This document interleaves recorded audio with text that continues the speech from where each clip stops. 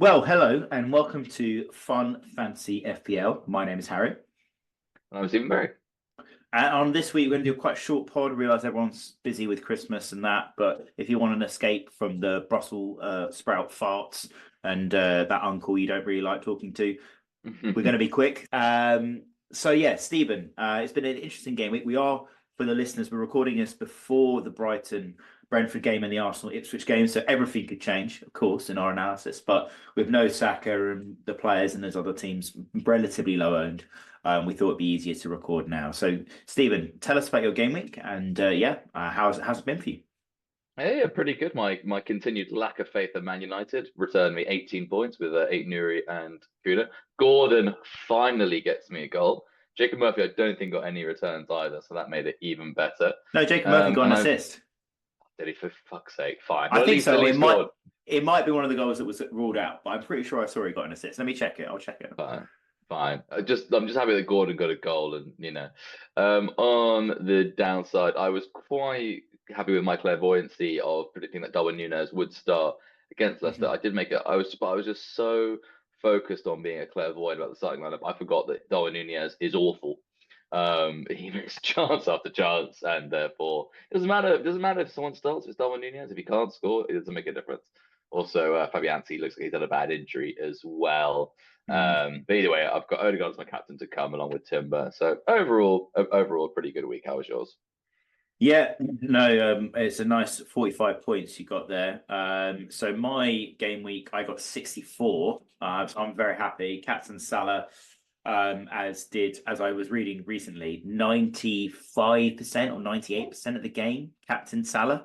Something silly. Ah, Or maybe it was 95% of the top mill, something like that. But nearly yeah, which everyone makes Captain sense. Salah. His EO was like 199%. So Captain Sally got the goal at the end, which was absolutely outrageous goal. And with Isaac, Cunha, and Palmer and Kirkez all returning for me. Sanchez minutes away from a 9 pointer would have been for him. To come, I've got Gabriel. That's it really. But and I've benched João Pedro, so of course this means he will go on and get a double digit all, as have all of my first of bench. But yeah, no, really happy this week, up to sort of 330,000. It's worth mentioning Rita also has Gordon. So yeah, she's done really well this week. I'll check her score. But yeah, flying up the table now to 320,000. So it's a lot nicer this week than I think last. Yeah, excellent. Well, Yeah. I'm glad you mentioned Sanchez because the picture I want to talk about was Fulham Chelsea. I don't think there's much to say about Chelsea. I think they're sort of the same from an FPL perspective. Sanchez is cheap. Their defenders are cheap. Palmer is Palmer. I think their wingers are too risky now. Madueke wasn't even in the squad. Maresco says for Yeah, did he you wasn't see? injured. Yeah, Yeah, you he see that it wasn't was saying. technical reasons, he said. Yeah.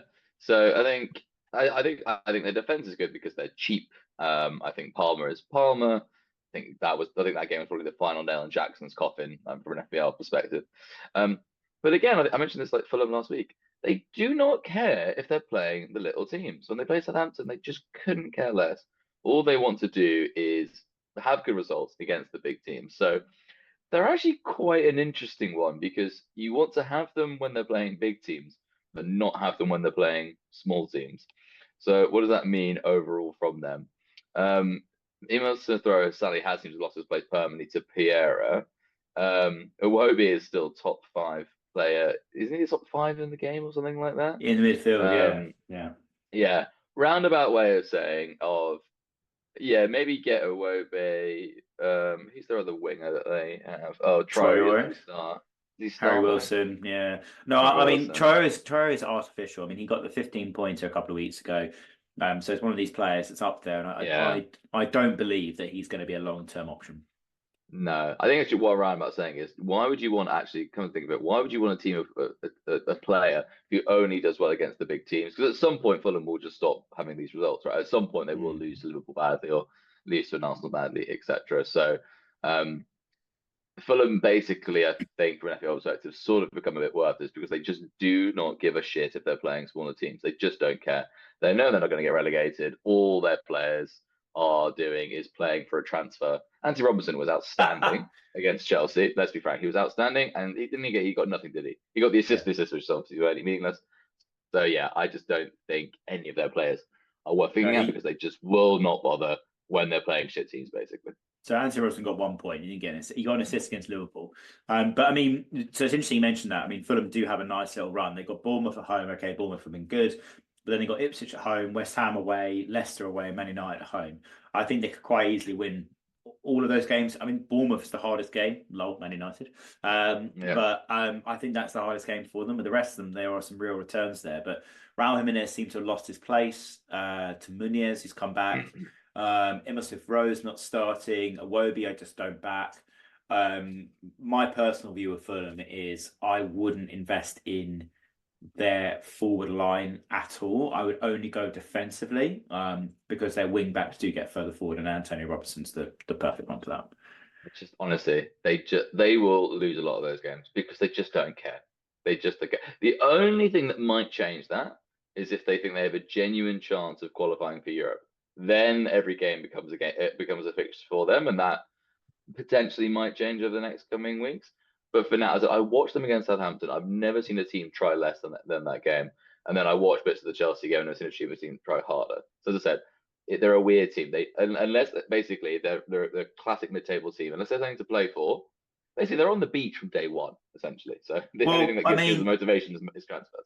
Well, they are eighth and on the same number of points as Aston Villa and Man City. So, I mean, they do have a genuine chance of making Europe. So do Bournemouth, so do Forest. And then you've got Villa at ninth, Brighton at 10th. So they are in and around the mixer. I mean, they do have that drop off. The sandals do come out quite quickly, but I'm not sure whether they're on the beach very that early. But yeah, well, I think they are. I think they start the season on the beach, and then so anyway, that's just my hot take on Fulham. What fixture do you want to discuss? Your hot take. So the fixture I wanted to talk about was Man United against Wolves. I mean, it was written. It was written before that they would lose. Loads of people bought in Bruno Fernandes, and he got sent off. I mean, Bruno Fernandes is the most annoying player to own, watch, and I guess be in any team because he just chats and chats and chats, and he's in the ref's ear all the time. It's really irritating. So I was really glad to see him get sent off, but there were a lot of people that brought him in for Saka. Lots. I was tempted, and I went with Sarr in the end, who got a goal, but he disallowed, which was really annoying. But I'm quite happy that he's at least in and around it. But yeah, and then Cunha. It's what I said a couple of weeks ago. The ban hasn't been issued. They haven't even decided what the ban is. Like, I mean, I honestly think he'll still be playing in 2025. He'll play the next couple of games because, and this same thing happened with Bentancur. The same thing happened, and it's because the powers that be are so slow at making these decisions. Like, is it one or too much game? That's probably what they're deciding, right? They're deciding how many games to ban it for. No, if Kudus got, was it 5 or something? Surely it's going to be something like that. But nevertheless, but the thing is, it's after the game. It's after the game. It's not against another player. It's against a member of the coaching staff of Ipswich Town, right? So it's not. I think, exactly, that's what I'm saying. So I think they're thinking about 10 weeks, maybe longer. And then they're wondering what's proportional around that. And then they're thinking, Wolves are in around the relegation positions. So there's a lot of moving parts in there, which just mean that the decision making will be slow. So I'm happy with Cunha. I was thinking about switching him to Jesus, but I think we might have missed those points. To be honest, I don't think they're coming back. I agree. So yeah, and Man United. I mean, what's to say about them? I think Ahmad's the only option. Is the short. Bruno Fernandes, if you have him, obviously it's a sell now because he'd probably get at least one game ban. And yeah, just have Ahmad, rotate him round. He's 5.4, 5.3. I rotate him with Rodgers. I play both of them this week, but you could rotate them around quite easily. So that'd be my take. Yeah, I and hold on Cunha. Hold on Cunha. If you have Cunha, hold on Cunha. Strand Larson also looked good as well. He scored a couple of goals, but they're both ruled off for offside. So if he gets those runs right, he will be a really good option. And he plays alongside Cunha, and he plays as the 9, and he's a big lad. So I think he will get some goals. So I would hold on either if you had them. Definitely hold Cunha if you already have him. He's second most transfer player in this week.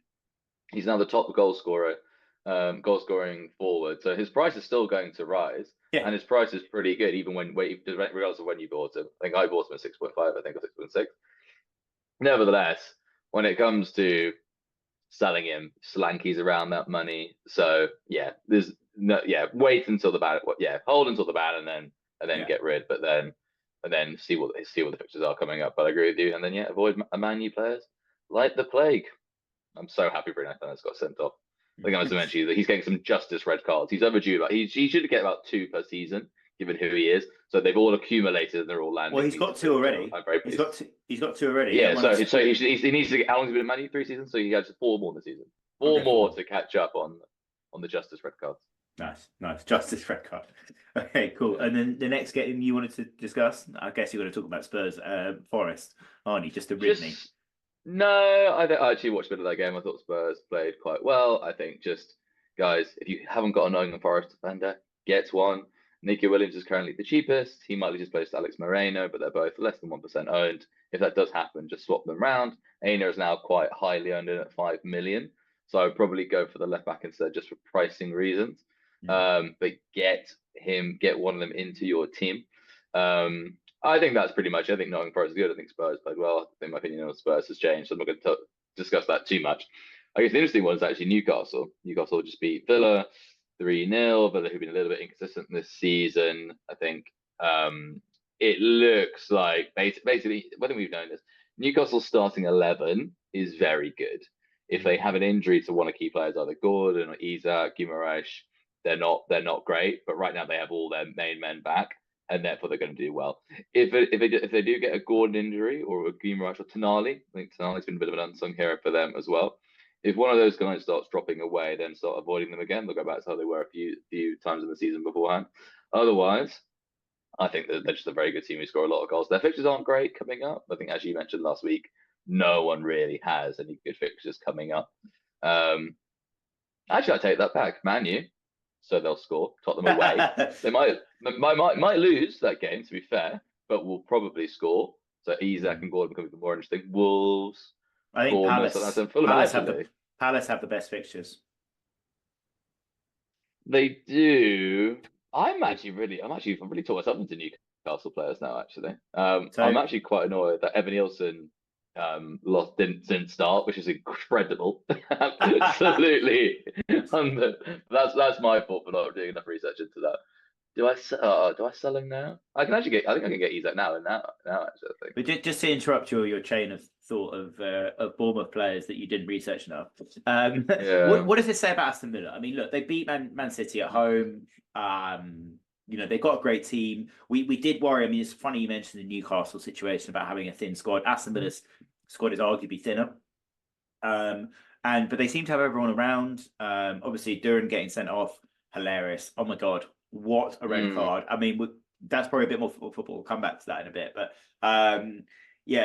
so they've got a full strength squad and they just beaten Man City. Yes, the red card obviously had the impact, but they were down 1-0 at the time, I believe.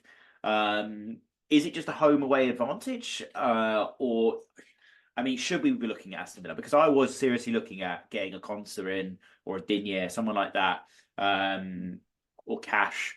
These players are playing week in, week out, and they are doing pretty well. The European fixtures are not until March, I think, or later, much later. We've got a bit of time for them.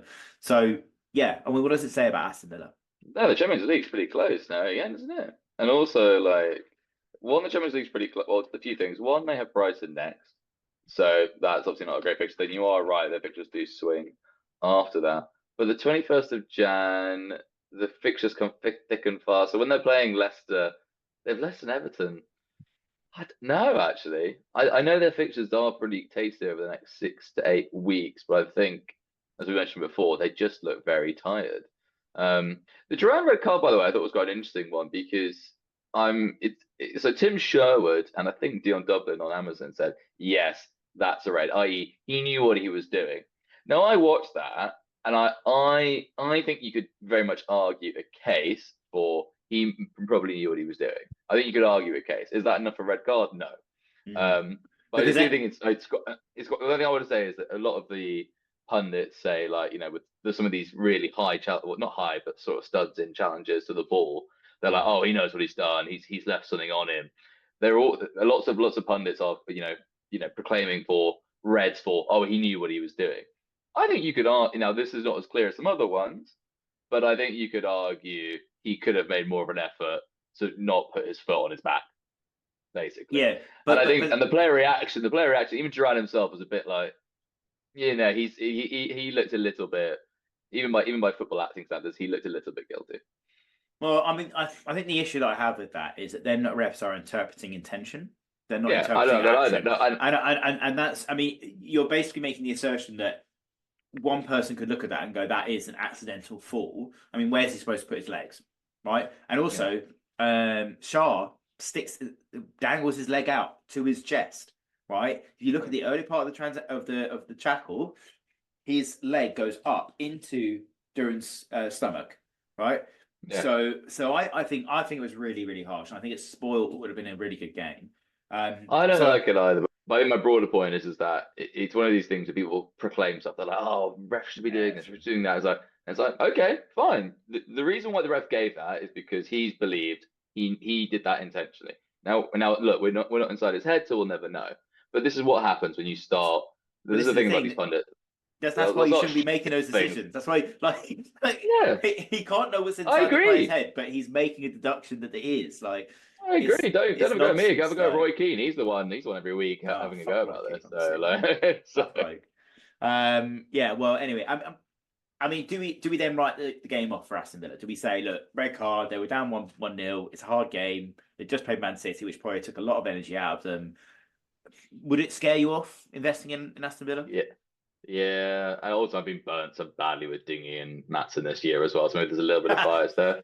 But no, they just look tired.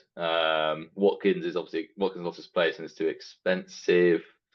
Martinez is too expensive. Yeah, Rodgers again is probably the only one you look at just because of his cheapness.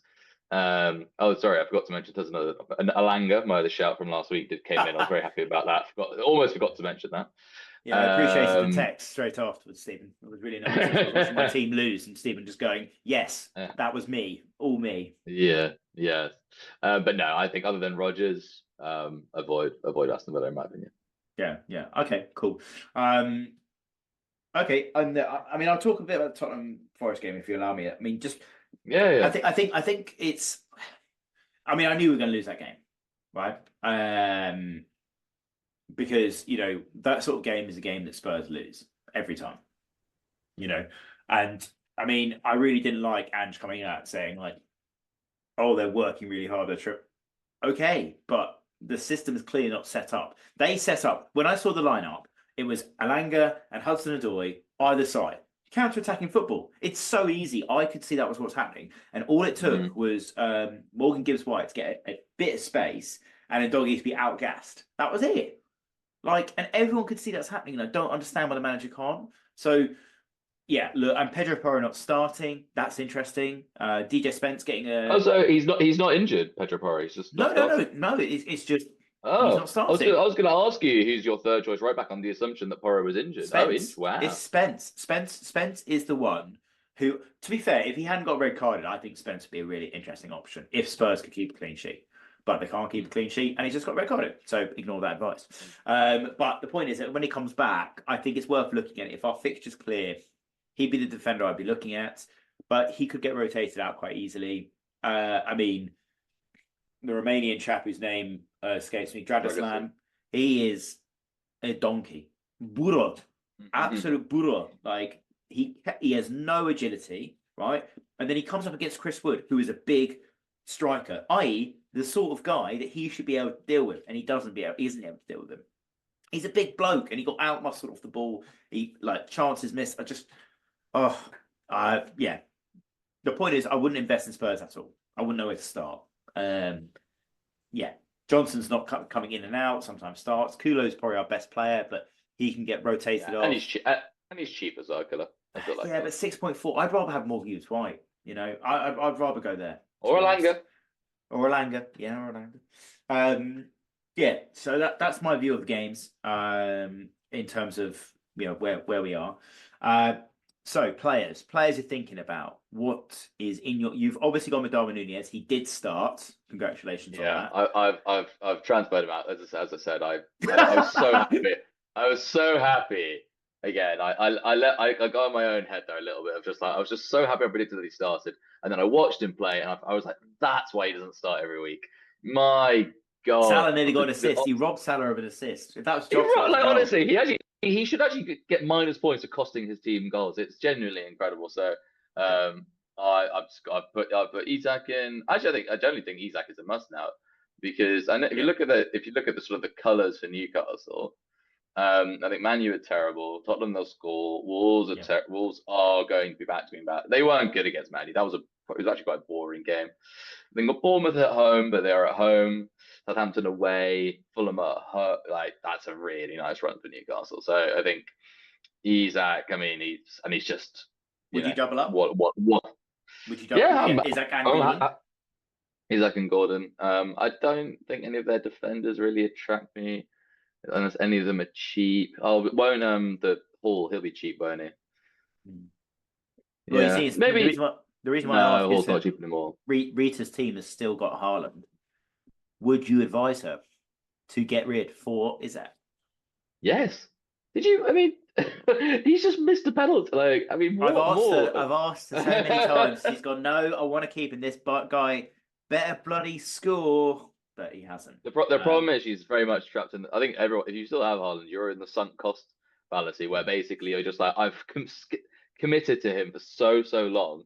I now have to hold on to him because they're not thinking about Isaac's points or whoever's points. They're thinking about what if Haaland gets a hat trick. I mean, but Man City just don't look good. Everton outplayed them. Everton look pretty good. They have Leicester next. Oh, okay, that's a very difficult sell, I guess. But this is the thing; they do have a good run. Leicester then West Ham. Okay, I guess it's very much last chance saloon for him. Leicester, they're going to. I was going to say Filbert Street versus the King. That's a very old term. They're at the King Power. Yeah, you've got to give him one more game, I guess. You got to give him one more game. There, you can't sell somebody away. Then he's West Ham at home. He loves scoring against. So yeah, and then he's got Ipswich in a couple of games as well. I mean, look, that's by the by. Good advice for Rita. He'll be editing this absolute rabble of a podcast later. But who else do you like? Who else is a bit more rogue shouts you're thinking? So Darwin Nunez is gone. Isaac, you're getting in. Is that right? Yeah. Yeah, so I would say in terms of my must-haves, Gordon and Isaac. If you want to go Chicken Murphy, go for it. I have too much pride to do that. Cole Palmer has a nice run soon, and another example of why Cole Palmer is so interesting as great as an FPL asset. Chelsea lost, he got a return, so that's why he's just doesn't really. It was the same as last season as well. Goal was so. It was a beautiful goal. Yeah. So yeah, I think Cole Palmer and then Isaac are the must-haves. In terms of middling ones, I really like your Sar shout. I really, really do. I really do like the Sar shout. I don't know if this is middling. I was thinking about Liverpool wingers because of the rotation risk. Is there anyone else in the middle? I like Culler. I know you don't think that, but I think Culler is quite good. I think Spurs have a semi-decent run. And then who's my rogue shout? Do you want to go through your certs and middle while I look for somebody much more tasty? So because I went for Saka to Sar, I have currently I think 4.8 million in the bank. So I can do some rearranging, but I don't really want to because when Saka comes back, I want Saka. So that means I'm thinking about players to go for in different categories. I do still have Robertson, who is the most frustrating man to own, and he was definitely at fault for the goal. So I'm thinking about downgrading him potentially to Aina as a banker. Just because seems about right, could do quite well there. Rogue shouts. So also I want to point out something, right? You said last week that Szoboszlai was a rogue shout and he starts every week. What happened? Didn't start this week. Curtis Jones but did I also say that just the season 4 rotation? I even said, and I brought Nunez in as a result of that. Someone who hardly starts. So You can't just simplify my comments, Barry. I can. A complicated I man with can, and I will be doing that, Stephen. complicated I can, and I will be doing that, thoughts. Stephen. Okay, cool. He'll probably So, start the next game then. But that means also will probably start the next game.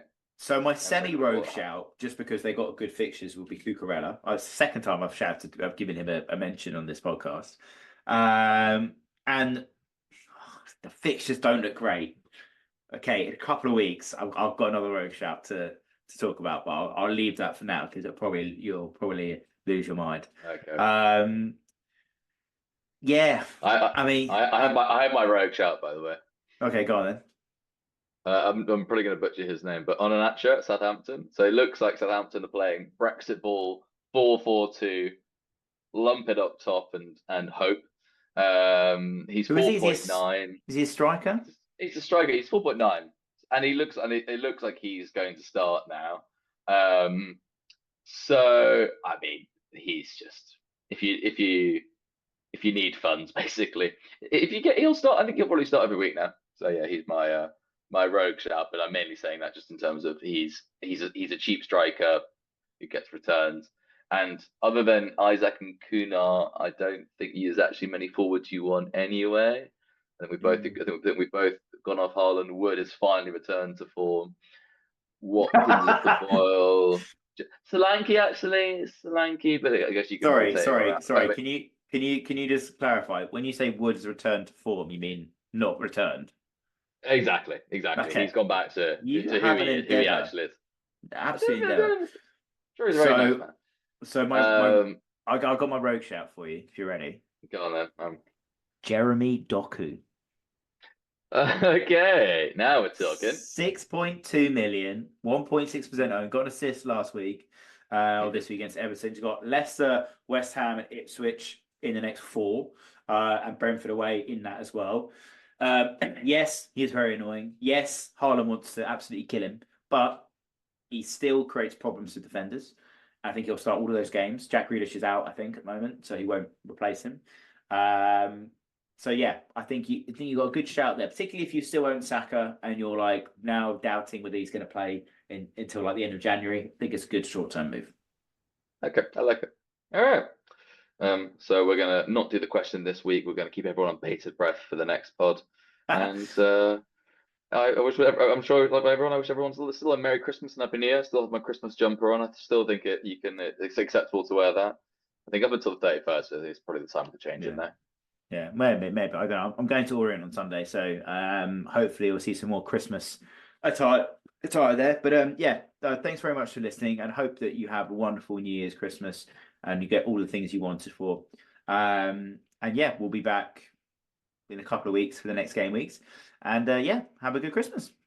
Have a good Christmas. New Year.